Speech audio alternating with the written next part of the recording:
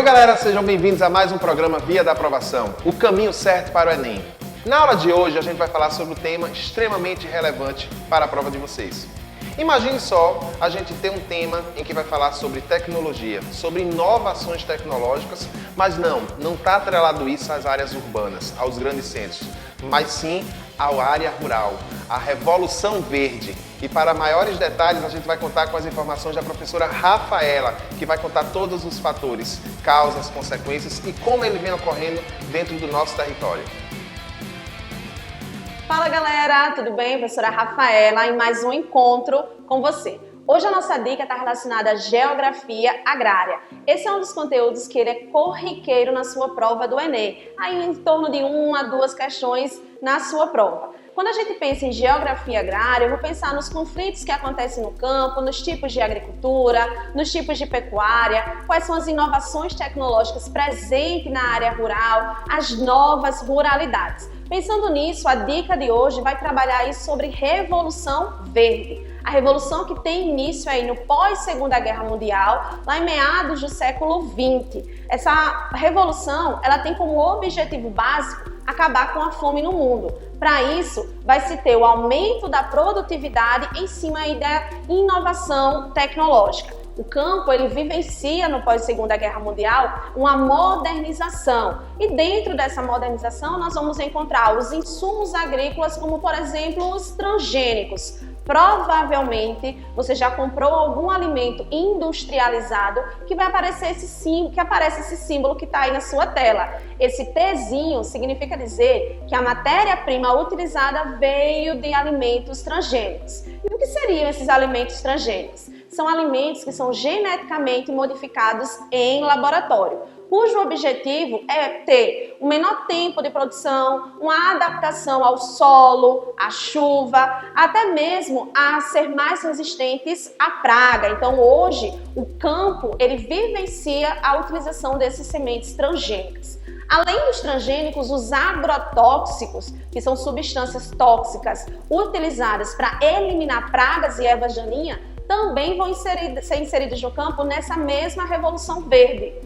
Além desses insumos agrícolas, a gente também vai presenciar no campo a mecanização, uma substituição gradativa da mão de obra humana por máquinas. E aí, turma, já fica uma das consequências negativas da Revolução Verde. Quando começa esse processo de mecanização e a gente começa a identificar uma intensificação das máquinas na cadeia produtiva da agropecuária, eu começo a identificar um tipo de desemprego, que é o desemprego estrutural. Aquele quando a gente tem uma substituição de homens por máquinas. Associado a esse desemprego estrutural, a gente também visualiza um processo chamado de êxodo rural, que é a saída do homem do campo em direção às cidades. Então, eu tenho a presença de insumos agrícolas transgênicos, agrotóxicos, fertilizantes artificiais e eu também vou ter aí a mecanização do campo. Lembra que o foco é aumentar a produtividade de alimentos em escala global, tá certo?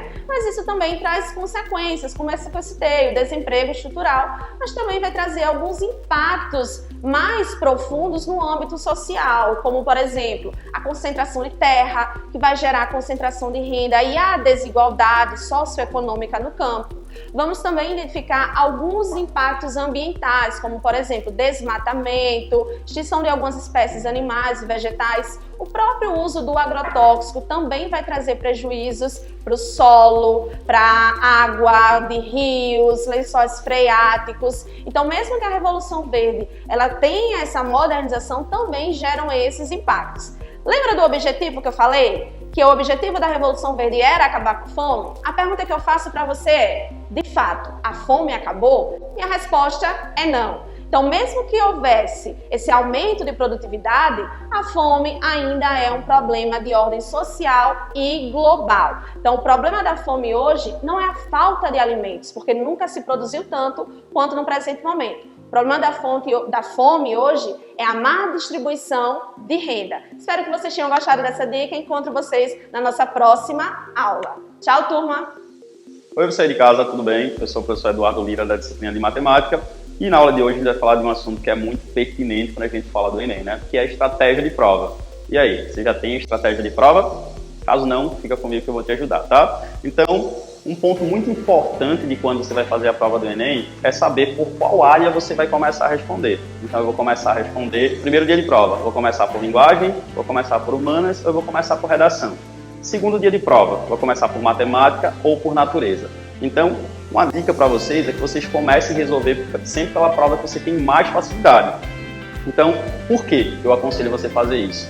Caso você comece pela prova que você não tem tanta afinidade, então, depois que você responder todas as questões, é normal que o cansaço mental ele bata. Então, você não vai ter o mesmo rendimento do que se você começasse a resolver aquela prova do início. Então, o ideal é que você comece pela área que você tem mais afinidade, porque a tua mente ela ali vai estar descansada, você vai ter mais energia e o teu resultado ele vai ser bem melhor do que deixar ela para depois. Então, depois que você escolheu qual é a área que você vai começar, então a gente vai agora para as questões. Então, eu escolhi a prova de matemática para resolver primeiro, então eu vou começar a resolver pela ordem que está ali, eu vou ter que selecionar as questões para poder resolver. Então, o ideal é que você dê uma lida na prova antes de começar a resolver. Você vai perder uns 10 minutinhos, mas ele vai fazer diferença lá no final, tá? Então, você vai olhar a prova, dar uma olhada por cima e vai classificar as questões, criar uma simbologia para essas questões. Então, se a questão é fácil, coloca lá um F. Se a questão é média, coloca lá um M.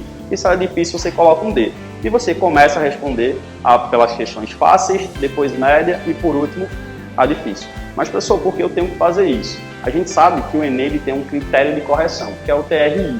E o TRI ele procura uma coerência nos resultados dos alunos. Então, supondo que você vai começar a resolver a prova pela ordem que está lá, e você vai perder uns 10, 15 minutos numa questão difícil, e lá no final você não vai ter tempo de responder toda a prova. Então, você vai sentir a necessidade de chutar aquelas questões. Claro que o aluno ele já está preparado para essa situação, ele não vai ter a necessidade de chutar, beleza? Mas caso isso venha acontecer, então aquelas questões lá do final você chutaria e seriam questões fáceis. Então, como é que um aluno acerta uma questão que levaria 10 minutos, 15 minutos para resolver e ele erra aquelas questões fáceis que só de você olhar, dar uma análise, você já consegue resolver. Então, cuidado com isso, tá? Então, essa simbologia, ela vai te ajudar muito na hora de igual o TRI, vamos falar assim, né? O TRI vai te ajudar e não te prejudicar, ok? Então, espero que essa dica tenha te ajudado aí na tua preparação. Se o assunto é Enem, o Via da Aprovação tá on. Até a próxima aula.